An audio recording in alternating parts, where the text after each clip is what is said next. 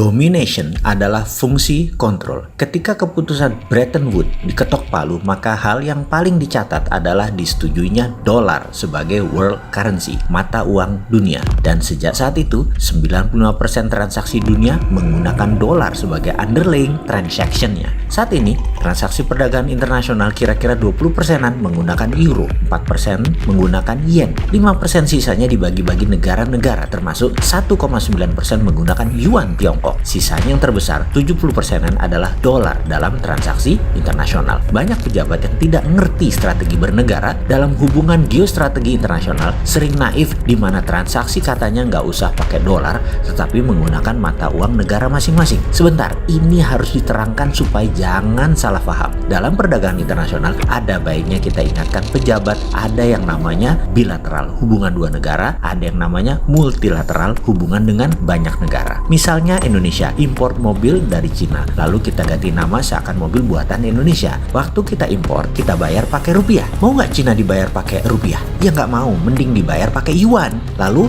Indonesia kan nggak punya yuan, cari di mana? Lalu cari di pasar atau di market. Kita ganti rupiah kita dengan yuan. Penerima rupiah tadi pegang rupiah buat apa? Buat beli barang dari Indonesia. Terlihat sederhana kan transaksi ini? Oke, kita lanjut. Ternyata dagang Cina dengan Indonesia, kita ambil angka dari langit, 20 Indonesia beli atau impor, 10 Indonesia jual atau ekspor, alias defisit dagang Indonesia dengan Cina. Dalam bahasa lainnya, tekor. Di mata Tiongkok, Indonesia mitra penting karena dagang dengan Indonesia menyenangkan. Cina, Tiongkok surplus, bahasa lainnya tekor dibalik yaitu roket. Kalau Tiongkok surplus, maka nggak mau surplusnya memegang rupiah. Mending mereka pegang yuan atau mending pegang dolar. Mengapa dolar? Karena untuk transaksi dengan negara lain seperti dengan India, dengan Eropa, di mana Tiongkok akan beli barang maka dengan dolar lebih mudah. Apalagi negara Eropa dan Amerika di mana dolar diakui tertinggi. Mending pegang dolar. Daya beli dan transaksi negara Eropa dan Amerika Utara saat ini menguasai 60%-an transaksi dunia. Negara produsen adalah Cina saat ini yang terbesar. Sehingga Cina lebih senang megang mata uang yuannya sendiri atau euro atau dolar. Gak bakal mau pegang rupiah.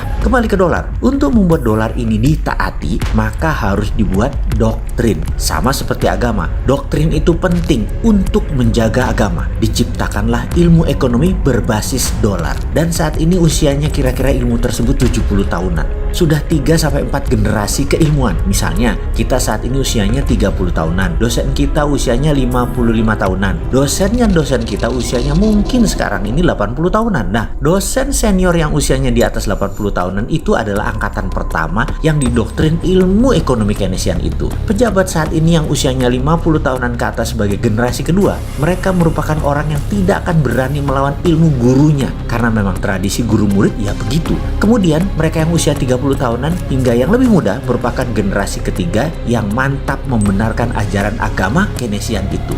Umat Keynesian yang mengagungkan guru mereka yang saat ini menjadi pejabat negara pasti menghormati dosennya dosen dan ilmu-ilmu dari Harvard, Yale, Cambridge, dan lain sebagainya. Lalu generasi kedua tadi Ben ketok pinter, ayat-ayat buku-buku Paul Krugman, Peter Senge, John Maynard Keynes, Friedrich Hayek, Milton Friedman, Larry Summers, dan banyak lagi dihafalin bagaikan hadis ekonomi supaya menjadi terlihat mengagumkan. Tidak salah pelajaran ekonomi tersebut, tapi ada pertanyaan sederhana. Apakah kemiskinan hilang dari muka bumi? Apakah jarak orang kaya dengan yang miskin mengecil dari tahun ke tahun atau semakin menjauh? Apakah dunia semakin sehat penduduknya atau semakin parah penyakitnya? Apakah lingkungan hidup semakin baik atau semakin tidak layak? Apakah dunia saat ini semakin damai? Bagi saya, kaum post-Keynesian, bagi kaum Green New Deal, dengan lantang kita berkata, kayaknya the system doesn't work. Keilmuan ekonomi dunia pada saat ini tidak bekerja dengan benar. Maaf,